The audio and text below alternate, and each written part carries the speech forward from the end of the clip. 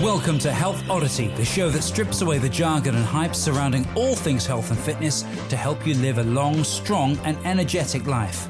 Lining up at the bar this week, here's Peter Lant, Paul Bassett and James St. Pierre.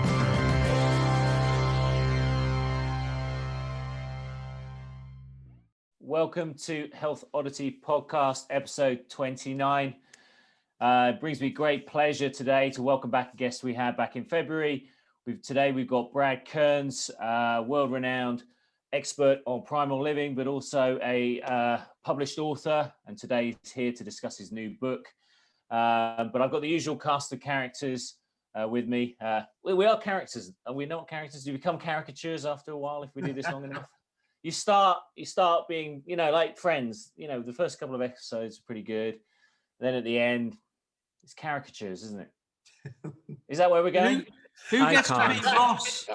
Who gets to be Ross? I'm not being Ross. You're not being Ross. Okay. No. Well, you don't strike me as someone. You don't strike me as Monica. Fair enough. Yeah. So, how you doing, Peter? I'm all right. Thank you very much. I'll be Rachel soon with this hair. If I can get it any longer, But there you go. And you, James? I'm very well indeed. Thank you. Very well indeed. Looking forward to this. And Brad, welcome back. Oh my gosh, I'm so honored to be on the dream team here. The Four Horsemen ride again. Here we go. Get ready, people. Fasten your seatbelt. Of the apocalypse, hopefully. And do we have a 2 meals a day wrap or 2 meals a day coming your way? As you mentioned, today is the day, the official release date, and it's so exciting, mate. You put him on the spot there and he pulled it off. I know, man. That was brilliant. That was heavy. You said you've been doing lots of other stuff today, haven't you, as well? So you must be quite tired. So that's that's good. We like that. Just plucking that out of the air. Not as tired as you guys, Peter. Staying up late. I appreciate you podcasting with me here from the west coast of USA.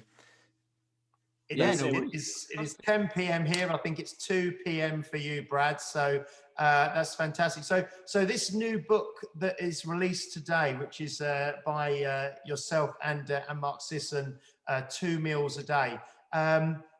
What was the thinking behind it? Why now? Why this book? Why this title? How have you got here, basically? Good question, James. Thank you. And the thinking behind this one was there's nothing else we can say. We've written so many books and talked about so many different particulars of healthy eating and primal lifestyle. And we always finish a book and say, I think that's it. There's nothing else. We give our heart and soul to these books and try to have the cutting edge research in there and the best we got. And then, of course, some time goes by and we're like, what about this? What about that? So I'm really excited about this one because I think this is a book that can appeal to everyone, including the extreme performer who's been deep into this for a decade and knows all about the ketogenic diet and has tested their blood values and is very much living and breathing the cutting edge health. But it's also great to hand to someone in your family who has little to no interest and just wants to eat healthier and figure out a strategy that's simple and sustainable. That's why we have that on the subtitle of the book. Because, if you sit back and reflect for a minute, and the way I reflect is when I interact with real people, not like you guys. I mean, like people who are busy living their lives and don't have that tremendous passion and time and energy to keep up to date with all the health breakthroughs. And so I might be mixing with my childhood buddies who are working in different careers and raising families. And they'll say like, so Brad, is this thing healthy that I'm eating here, this plate of nachos? And, then we'll get into a conversation about it. And it's easy to lose people, especially with the fitness scene where, we have the extreme fitness enthusiast, and then we have someone who's too busy to work out. And so we have this huge chasm, right? Where you don't need to talk to that person about supersets or negative blood flow restriction reps, coupled with a day with the compression boots on and all that nonsense. We just have to figure out a way that they're going to move their body more. So I think the theme of this book is that simple, sustainable strategy, not just for eating part of it, but also the other lifestyle elements that are so important that a lot of people forget about, or if we're just too focused on diet and we're not sleeping enough. We know from my last podcast, as well as from, the research that's been out there, that you're going to just crater all your healthy lifestyle plans if you're not, optimizing sleep. So, I mean, you and Mark have really been at the forefront of, for many people, it would be an alternative way of eating, but very much the ancestral kind of perspective when it comes to food. And that really, for those people who don't know what that means, that is trying to think back to foods that we would have encountered pre kind of agrarian civilization, so before farming, what we evolved to eat. But obviously, since then, you've refined your thinking and you've gone through many stages of evaluation, coming across new information, experimenting on yourself. And it's very interesting to see from the books you've written over the course of your career, kind of how you've got to this stage, because it sounds like you had a very specific question you needed to answer and a specific problem that you needed to solve when you came up with this strategy for people. Yeah, it's really interesting. And my personal journey has evolved a fair amount. As we talked about, I think last time, I'm pretty fascinated with this carnivore movement and the ability for people to heal from nagging, very troubling autoimmune and inflammatory conditions by eliminating all plant foods from the diet. And it's such a crazy notion that I myself dismissed it when I first heard about it from Fat Fueled Family host Danny Vega, one of the leading guys in the keto space. And he says, yeah, I'm eating only foods that come from a cow this month and I feel great and my blood work is better and my body fat is down. And I'm like, what kind of crazy thing is that? And now it's really picked up energy as this, distinct and respected dietary strategy for a certain segment of the population that's really suffering. And that's just an aside to your question, but it illustrates how, we're constantly progressing and thinking about things differently. And we're really compelled to keep an open mind and think critically about all the information that's presented to us, rather than form these fixed and rigid beliefs about diet and then, be left behind, or maybe, not uncovering different possibilities. But now, to get around to answering the question, I think what's really come forth and really become clear now is that when you can eliminate the nutrient deficient, highly toxic modern processed foods, you will experience the most amazing health awakening you can imagine. And we don't even need to converse beyond that if you have junk in your diet, because then who cares talking about the carnivore or the keto or the vegan plant-based movement is really, popular and passionate. People are talking about this. But, if we're heading down to Starbucks to get the creamy caramel frappuccino with, all kinds of junk in there and reaching for these snacks and things that are still the centerpiece of modern culture, then we're going to be heading down the road to disease and demise and all the things that are plaguing modern society. Here in America, we have the fattest population in the history of recorded history, where 2/3 of the adult population are classified as either overweight or obese. I don't think UK is too far behind that. Hopefully they're, at least a little bit of a gap before we catch up to the grand America leader of the world in all these categories. But, that's such a disaster. And there's so many, there's so much low hanging fruit to pick off, which was, get off your butt, move around more, and quit eating junk food. And then we can talk about further health optimizations. Because that's the thing, isn't it? Because if you, like you've just said, if someone's got junk in their diet, then the likelihood is the reason for that is because they haven't got much time to cook or look after themselves, really. So therefore, they're probably going to be working hard, burnt out, stressed, not sleeping very. There's all of that other stuff as well. Before you even get to food as well, there's all of that other stuff, lifestyle stuff to deal with. That's interesting. I haven't really connected that, but you bring up a good point. And we could certainly counter argue that, but I think a lot of people are overstressed to the point where they don't have the time and energy to devote. But if you're looking for an easier way through life, a shortcut or what have you, it behooves you to, let's say, pay a little more attention to healthy eating, or cut another hour out of your day to get more sleep, and then everything's going to flow more gracefully. And the affordability thing gets thrown around there once in a while, but you can open up a can of sardines for whatever you call them, pence over there, 99 pence or a pound or two, and it's one of the most nutrient dense foods on the planet. So if you're on a budget, we can load your cart up with pasture raised eggs and sardines and mackerel and herring and the most nutritious fish on the planet, and you're going to do just fine even with an extremely limited budget. Mm-hmm.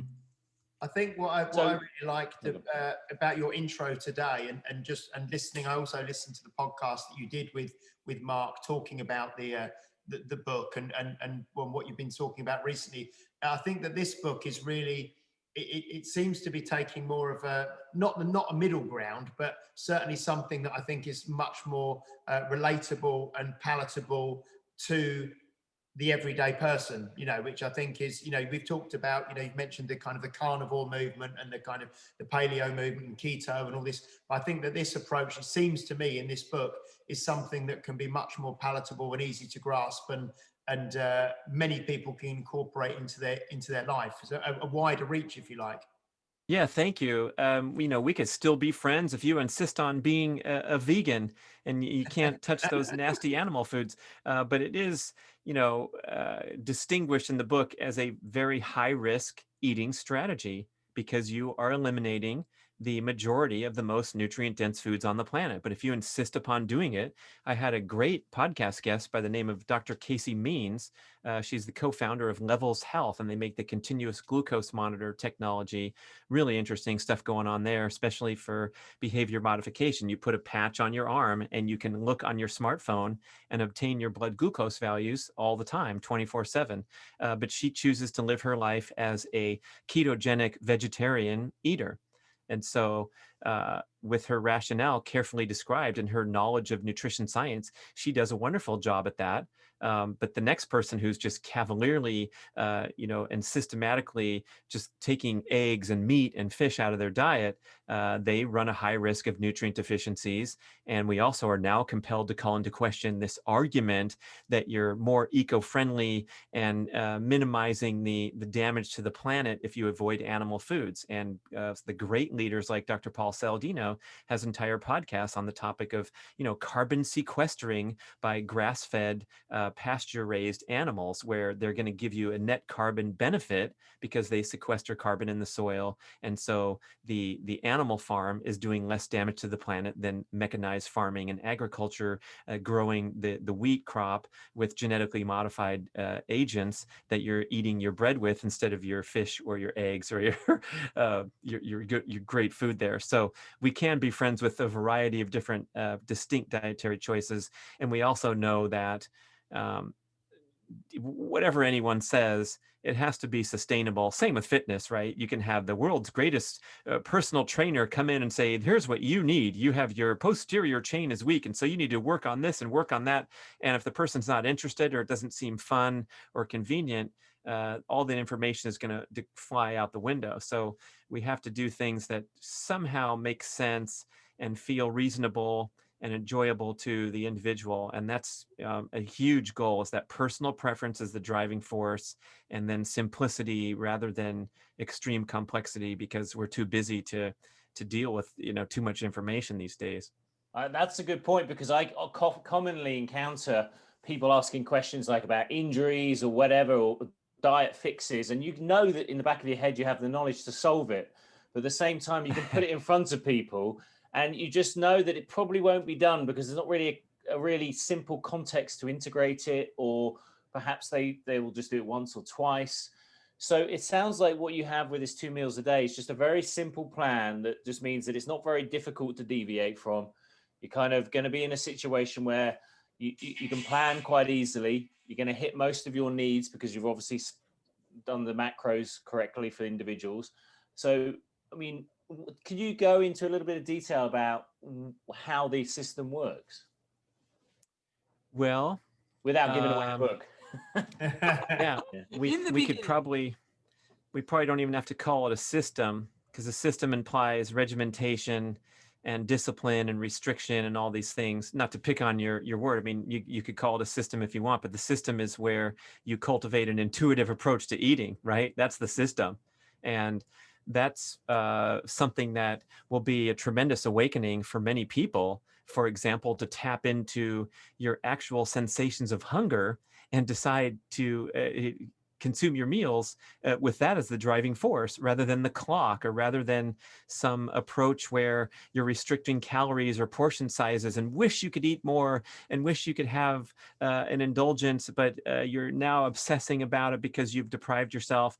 And so, we even have allowances for celebratory periods of life where you just get back on the horse the next day, let's say with an extended fast. And so it's just fine to kind of deviate, but the baseline is really important.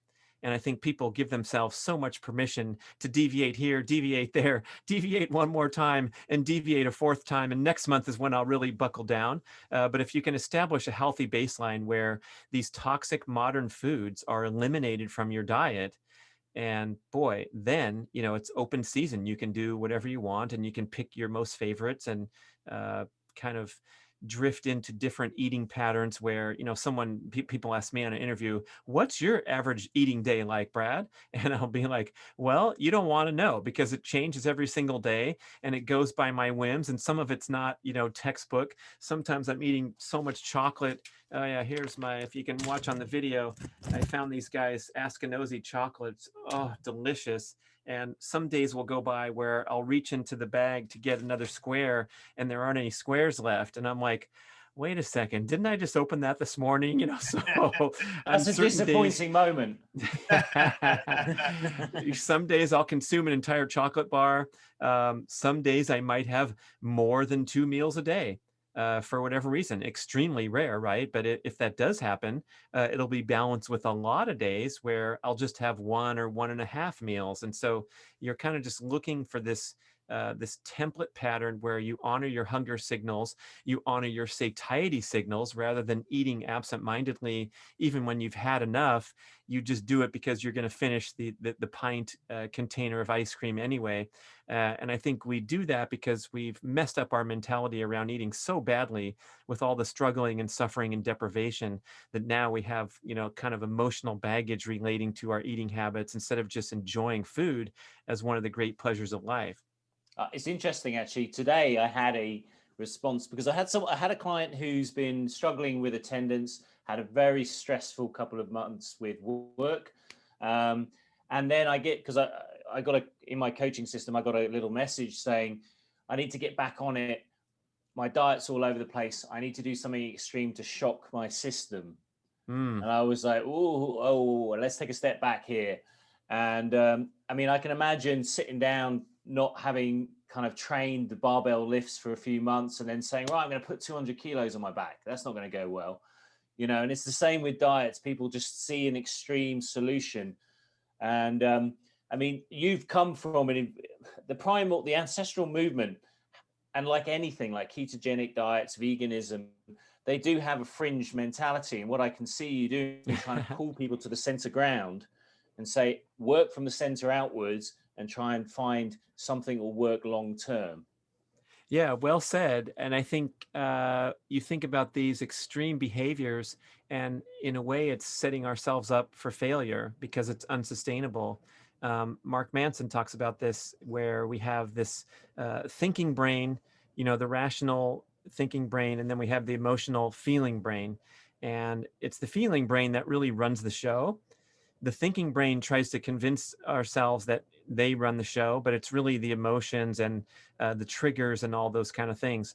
And so when you formulate this great plan with your thinking brain and you write it on a piece of paper, like wake up at 6 a.m. every day and get to the gym and do the workout and don't eat that many calories and cut out all sweets and go forever more. And then, you're tired, you say, forget it. And on the second night, you reach for the junk food again. It's because you didn't get buy-in from your emotional brain, because the thinking brain was just, doing something that was too daunting, not sustainable, and setting yourself up for failure and disappointment. And when you experience failure and disappointment in life, you lose your confidence, you lose your desire, you lose your willpower and your resolve to stick to things. So I think it's a really important point to do things that seem reasonable to you, that you have total buy-in, not only in the for both short and long term, right? It's okay to do this today, and it's okay to imagine doing it for the next 3 years. So that sometimes can be a challenge because we're asking you to eliminate the big three most toxic modern foods in the human diet, which are refined sugars, grains, and industrial seed oils. And the sugars and grains are the centerpiece of a lot of comfort foods for people all over the world. And to just walk away from that stuff, that's going to be a challenge. But I'm here to say, I've eaten a lot of food in my life. I used to be a triathlete where we were just eating constantly and throwing down all kinds of extra calories because we felt like we had a free pass. I'm sitting here with low body fat, so I can slam frozen yogurt every night if I want and enjoy it. But once you dehabituate away from these things that have been in your life for a long time, they no longer hold the same appeal. I just held up the example of the 88% dark chocolate bar. Well, when I was a kid, I wolfed down all the commercial candy bars. We have names like Snickers and Nestle's Crunch. I don't know if you have those exported across the globe, maybe so. But I ate a lot of milk chocolate, which is extremely sweet. And that was my go-to snack and treat.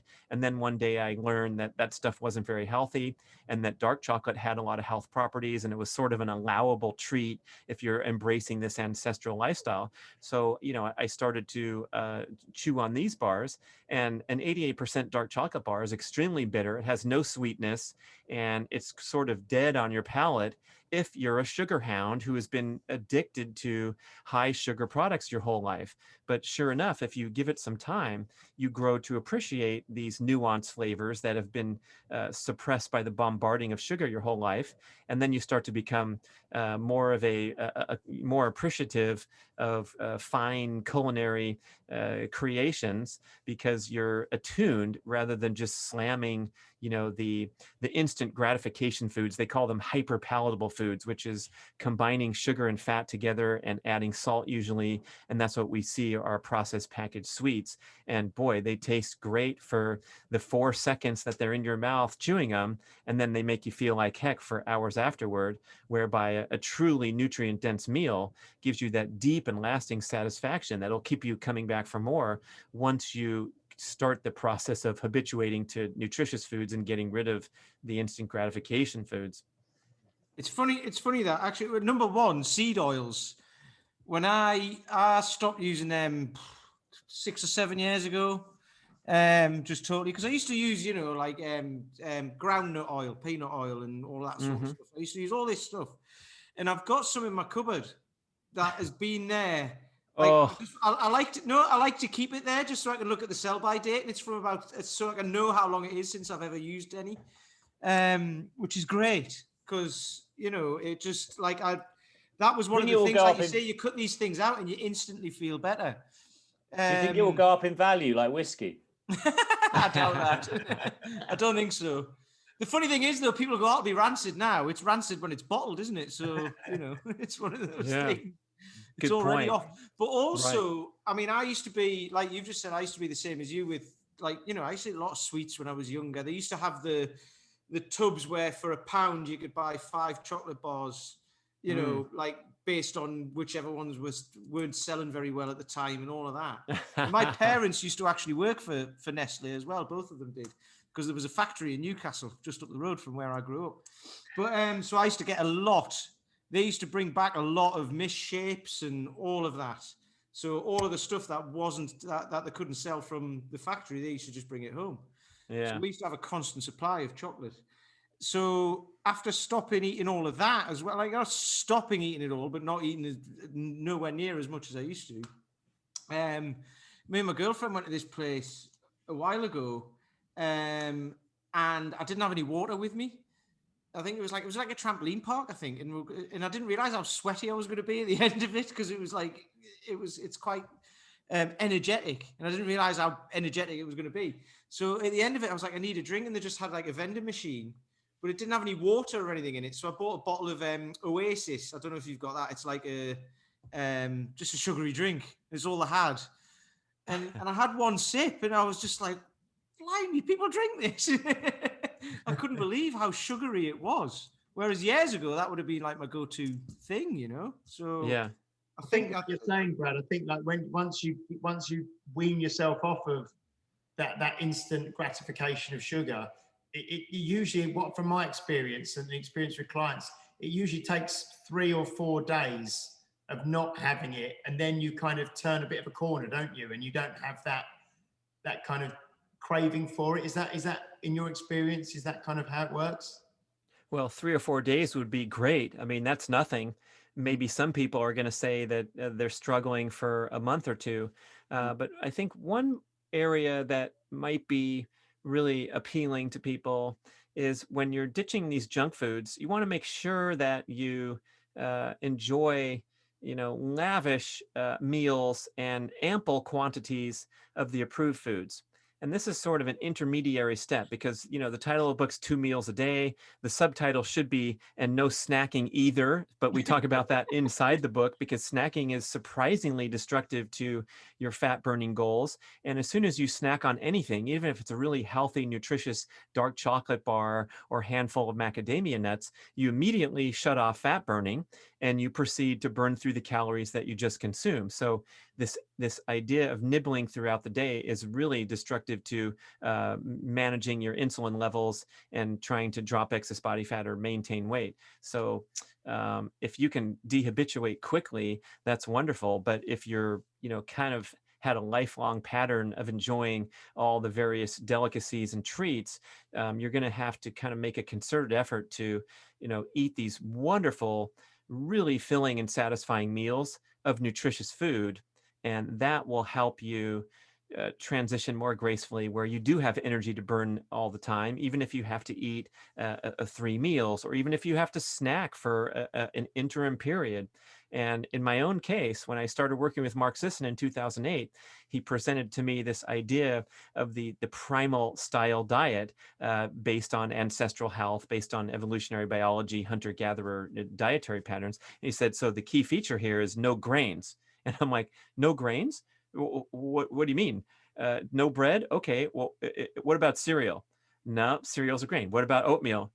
Oatmeal is a grain too. What about brown rice instead of white? They're all grains. They're all in the same category of civilization and agricultural foods rather than hunter-gatherer foods.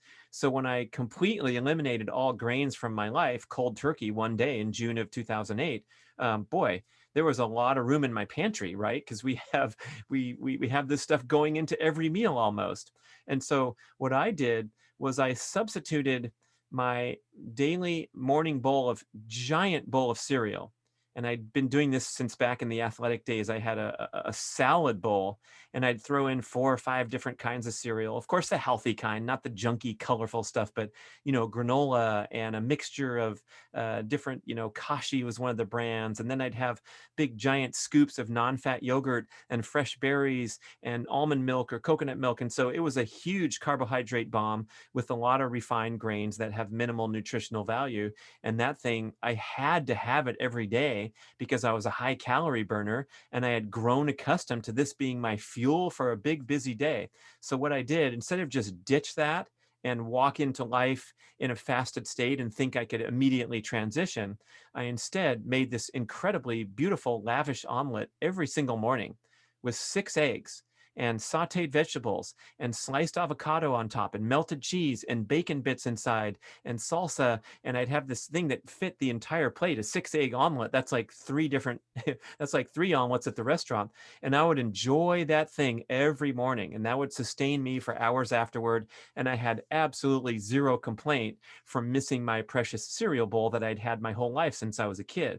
Now, how many months went by? It was probably 6 months or 9 months or something where I woke up and I'd realize, I'm not actually hungry for that gigantic omelet every single morning, first thing in the morning or early on. So then I sort of entered this gateway to the wonderful world of intermittent eating, Mark coined it, or fasting, whatever you want to call it, where I didn't have to have an initial morning meal, and I actually felt fine until 10:30 a.m. when I'd go in and make maybe 2 hard-boiled eggs instead of a gigantic omelet. Or some days I'd wait till noon and have a big salad or whatever I was into at the time, or a big giant slice of fish or whatever.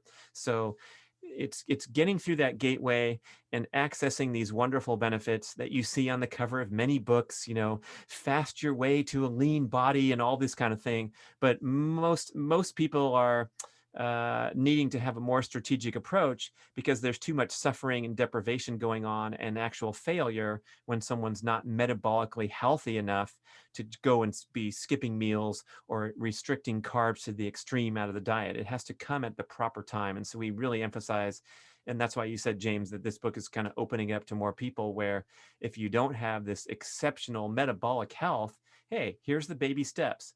Get rid of this junk, start bringing in as much good food as you want so you're always satisfied, and then you can progress steadily and notice one day, oh gosh, I didn't need to reach in my drawer at 2:30 p.m. for a snack. I actually felt fine the rest of the afternoon after my nutritious lunch. I think I heard I listened to your podcast you did recently with Rob Wolf, and he was talking about fasting in a way that some people now, because it's become so it's almost mainstream. It's become so popular. Yeah, people just kind of latch on to the intermittent fasting, but don't actually pay attention to what they do eat when they eat. So it's almost like just fasting for 18 hours, 24 hours, 48 hours, 72 hours. But then when you go back to eating, if you haven't actually, cultivated these new habits and got this new knowledge about how to cook and eat well, you just go back to eating the same rubbish you were eating before. The fasting, it's destructive really, rather than something positive. Yeah, it's also going to be unsustainable, whatever you're doing, if you're not doing it in the correct manner. So I guess that opens up a nice segue to saying, look, the first thing here is to ditch these nasty nutrient deficient foods, and then the second one is to strive to eat less frequently. But if you just do one and not the other, like you just described, hey, I'm fasting, I'm doing great, I'm waiting till 12 noon to have my candy bars. That's not the desired approach. And then on the other side, which is a huge portion of people that are in the progressive health movement here, is they're making good food choices. They're just eating way too much of it and too frequently. And we used to hold these weekend retreats. They were wonderful. They were called Primal Con. We did 9 of them across North America over a period of years, several years ago. And people would come from all over the world. We'd have a gathering of 100 people, or 160, I think was our biggest one. And so we'd cater these meals to have the most exquisite 100% primal buffet of all these great things. So the big salads and the entrees, we'd have fish, and we'd have these giant bowls of guacamole and bacon, and people would load up their plates and have we fed them smoothies in the morning, a giant lunch, and a giant dinner. So we were off the 2 meals a day plan. And oh my gosh, the people would pile their plates so high that it was absolutely mind-blowing. And Mark even had to give a presentation at one of them, and he says, hey, a lot of you guys are talking to me about some frustration with losing excess body fat, and the size of the plates I saw at this buffet, I can't even believe it. You're eating twice as much as, a lean, young, athletic male. And I think part of it was the ceremonial aspect of being at the event and, enjoying the amazing presentation on the buffet. But there is a way to kind of sabotage your goals by eating and snacking too much and not paying attention to your hunger signals, or just having free license. I think in the keto community, we've seen this where it became so popular that now you can go to the store and buy stuff that says keto on the bag, and it's a bar, or it's a bag of this, or a bag of that, and you're munching down keto approved snacks all day long and wondering why you're not dropping excess body fat. So we have the good food choices, and then eating less frequently and allowing stored body fat to rise to center stage as your go-to energy source, rather than whatever food's on your plate, even if it happens to be fantastically healthy food. I think what we call it in buffets is buffet panic, But you just see people. I mean, I was actually, this is in Iceland, back to Iceland. Every place we went, there was a busload of tourists that would suddenly turn up at the restaurant we were at. They turn up Every almost, time. and then they just raid the buffet, and then you'd be standing there. I mean, in Britain, we like to queue. Mm. And so I was obeying the rules in my mind, but they obviously saw, they were just completely transfixed by the food. And then you could get there and it'd be like one chicken leg, a little bit of, there's always the soup. There's always loads of soup left at the end of a buffet. Some of that putrefied shark. Have you ever had that in Iceland? No, I didn't want it. It's disgusting. But I think you made a good point about loving food and taking care of it, because how many people have sat there in front of clients or even had conversations with friends and they say, I love food, that's why I can't, stop eating. I love food, I'm a foodie. And then you go down what they're eating and it's like stuff they get from service stations. Yeah. I've had that. Someone said to me they were a foodie, and I didn't say it, but I just want to say what you mean is you're just a person who likes to eat. That's what they meant. They didn't mean I like to sample different types of foods and cook this and use these spices and all that. It was like, no, I just like to eat a lot of food. That was it. And it didn't matter what it was. Well, we also have to acknowledge there's a huge problem here with the addictive properties of sugar and grain food. Dr. William Davis, best-selling book, Wheat Belly, talks about this gliadin protein. The name of the protein is gliadin in modern-day wheat crop, and it has been shown to have to hit the opioid receptors in the brain and have addictive properties much in the way that the hard drugs do. And the effect is to the extent that you are prompted to consume an additional 300 calories per day when you have bread and bread products in your diet. And that's why if you look on labels of processed foods, the food manufacturers know this, and they will sprinkle in a little bit of gluten into a product that has no, there's no business having bread in this packaged product that's something else, but they know about the addictive properties. And then sugar, oh my goodness, even to an amazing extent. There's a good book by Dr. Robert Lustig. He's one of the leading anti-sugar crusaders in the world, called The Hacking of the American Mind. You might call it The Hacking of the British Mind if they do a translation deal, but he talks about all these things in modern life that are hijacking our dopamine, our pleasure pathway in the brain, to the extent that we no longer have the ability to really experience the deep and lasting pleasure from, for example, eating a nutritious diet, sitting down and having quiet meals where you're having a nice small portion that, a quality restaurant prepared and the taste is exquisite because you're eating it slowly and it's wonderful, as opposed to just wolfing down sugary products and things like that. And the dopamine triggers extend to working out too much, right? Being a workout freak where you're going for the endorphin high all the time, to the great detriment of the young human male. The combination of pornography and video games are now satisfying all those primary biological drives of the human male in an interface with your screen, so that they don't have the drive or the need to go out in real life and get a job and earn money and win the attention of a female prospect. And so it's pretty sobering to realize that diet's one part of this, but when we have these dopamine triggering foods in our diet, the hyper palatable foods, we're going to eat too much, we're going to gain excess body fat, we're going to have a hard time stepping away or making any changes because we're truly addicted. Same with being addicted to the text messaging on your mobile device. For the first time in the history of humanity, we have the opportunity for what the research scientists call intermittent variable rewards. And the best example is a slot machine. You pull the slot machine, you never know what you're going to get. And that's why people can sit there for 7 hours zoned out, continuing to pull the arm, because they're always getting that stimulation, that dopamine trigger. And that's pretty much that's pretty much how you can get into a tailspin of dependency, where it's hard to make these changes that you wish you could, but you still find yourself reaching for those hyper palatable foods.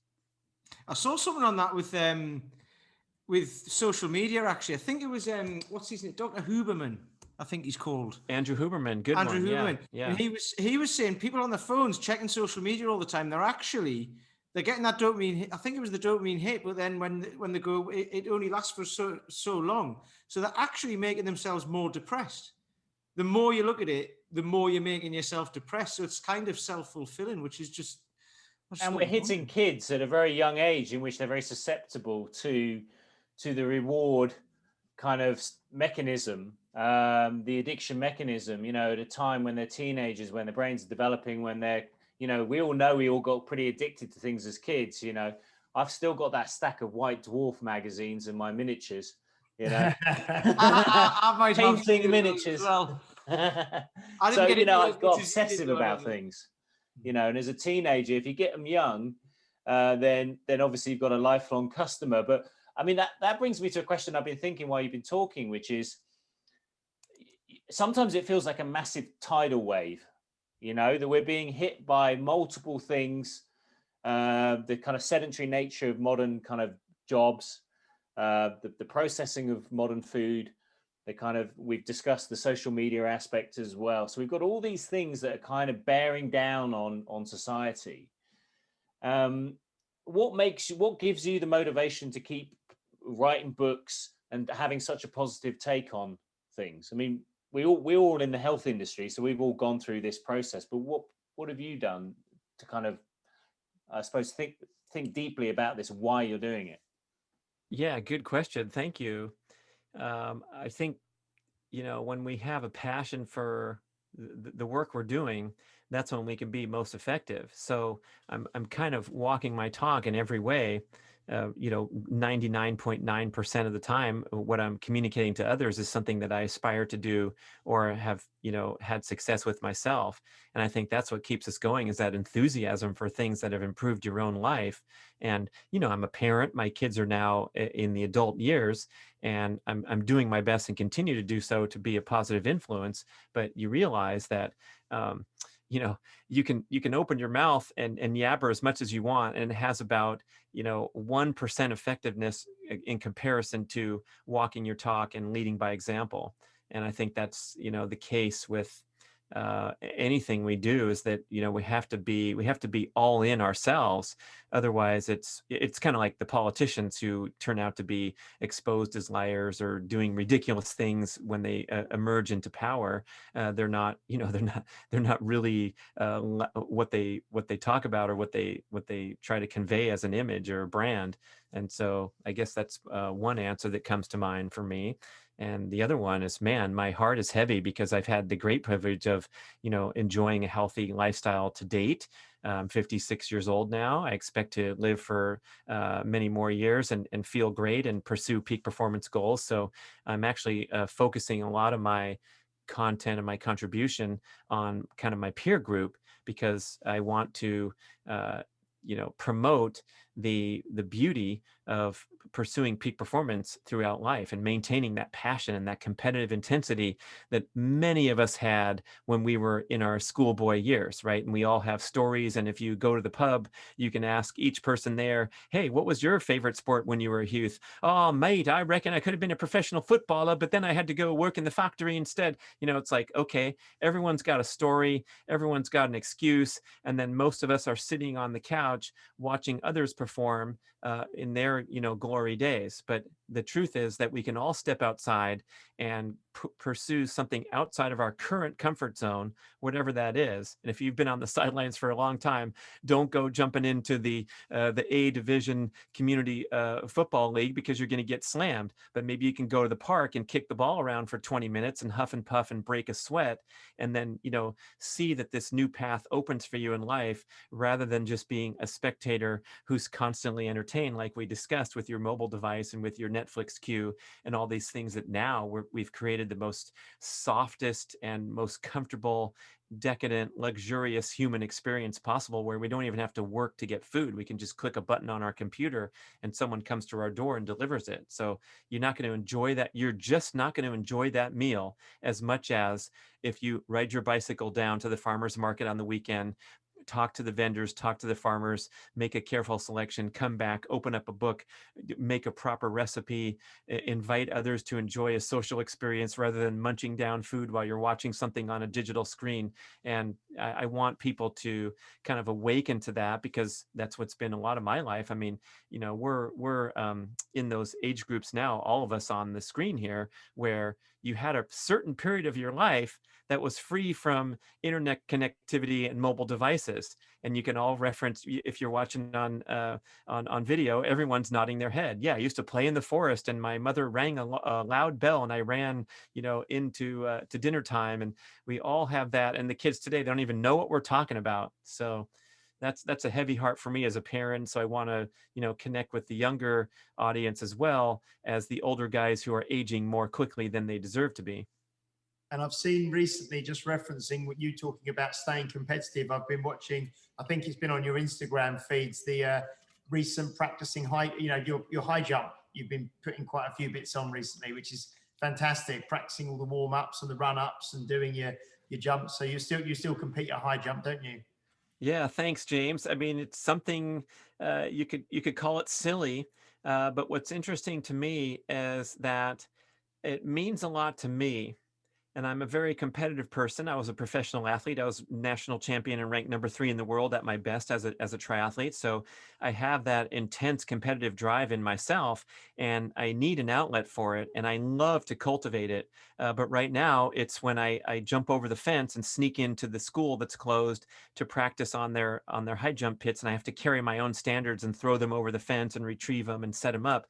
And when I clear a bar and I execute what I'm trying to do, it means as much to me right now at age 56 as crossing the finish line and winning the national championships when I was a young guy and on ESPN and getting a big giant check at the award ceremony. And this was my career and my livelihood and all those things.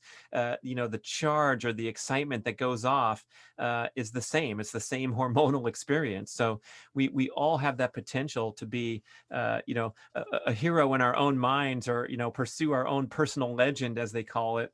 And I think that's, a great thing that will keep you kind of focused when you write down all these goals that you wonder why you haven't adhered to your dietary goals this year. Well, maybe there's nothing coming up that's lighting you up. I remember I'm working with this Russian high jump coach. He's incredible. His name's Victor, and he was a former Olympian in the triple jump. He was 9th in the Olympic Games in Atlanta. He's a big time athlete, and now he's older, and he does coaching in the community. I was so glad to connect with him, and I showed up to the track for our first lesson in high jump, and we're talking for only a couple minutes.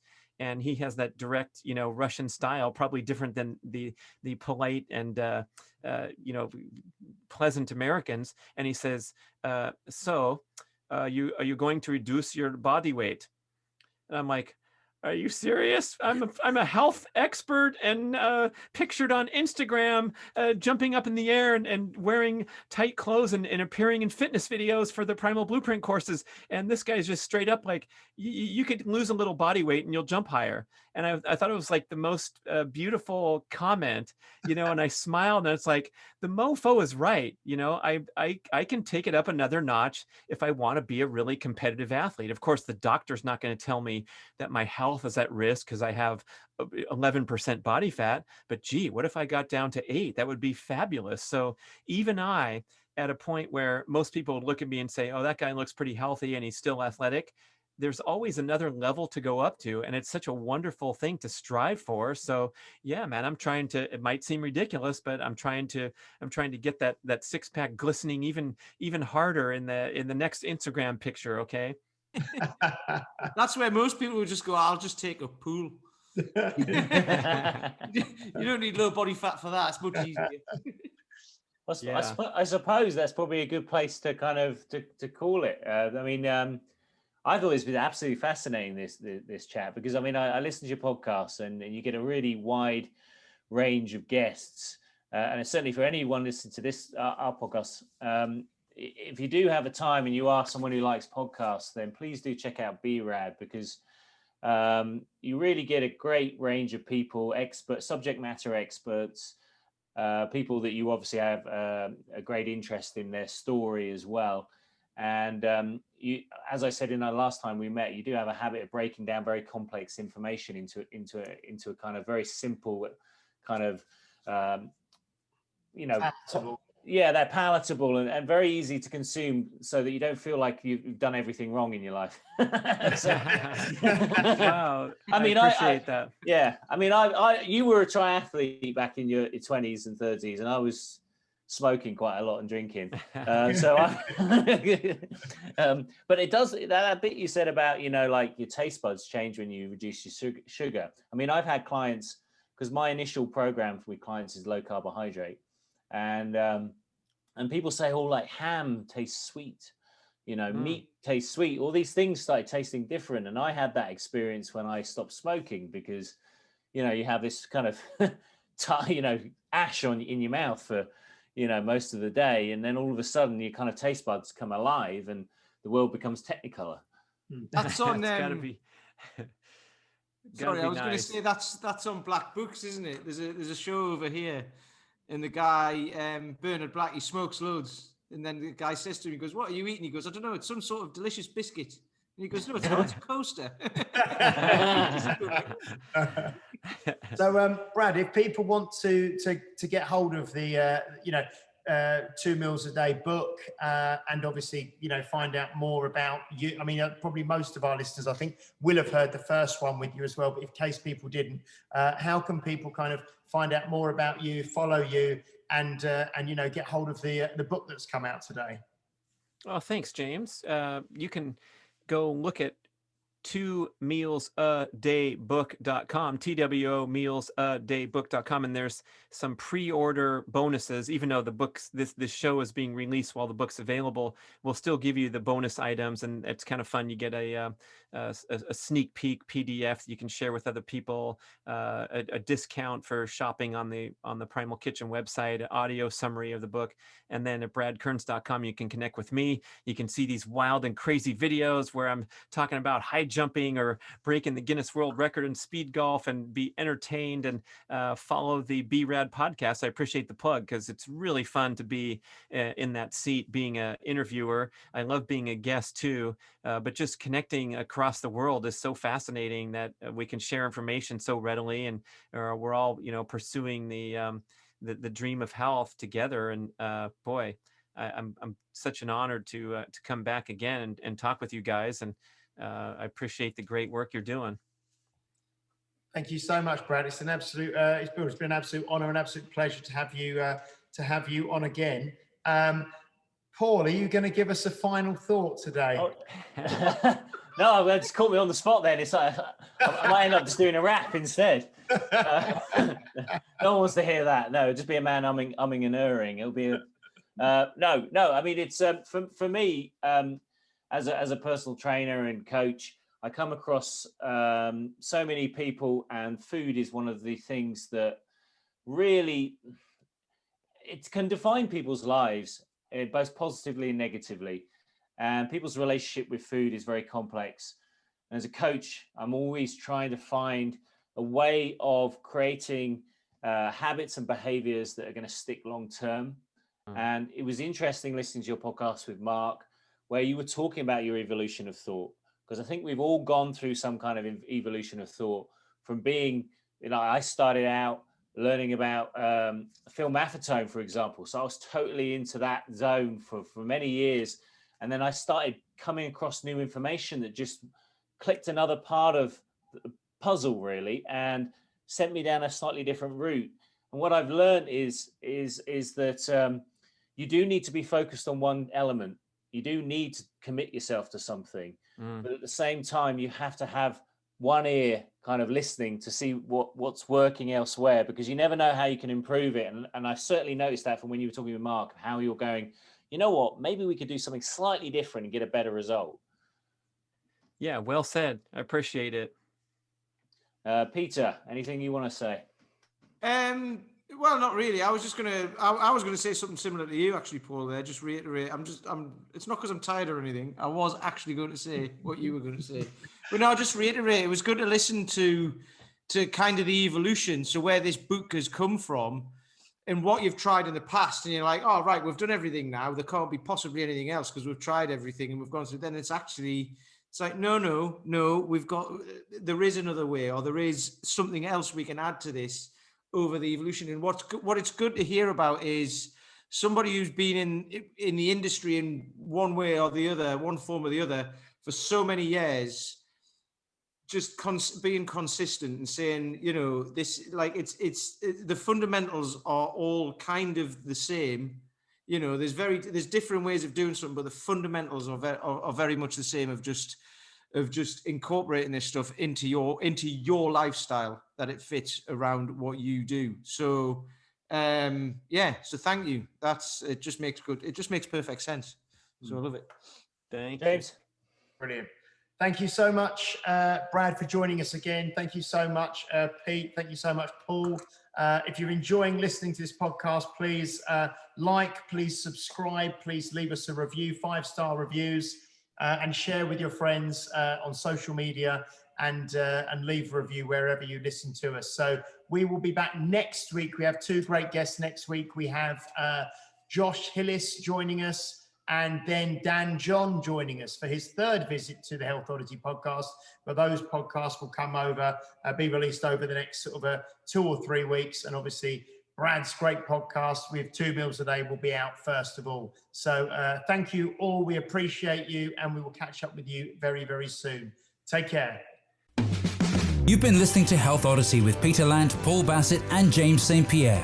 To get your regular fix of hype-free health, you can subscribe and leave a review wherever you get your favorite podcasts. You can find out more on today's and other topics at healthodyssey.com, or find us on Facebook or Instagram by searching for Health Odyssey.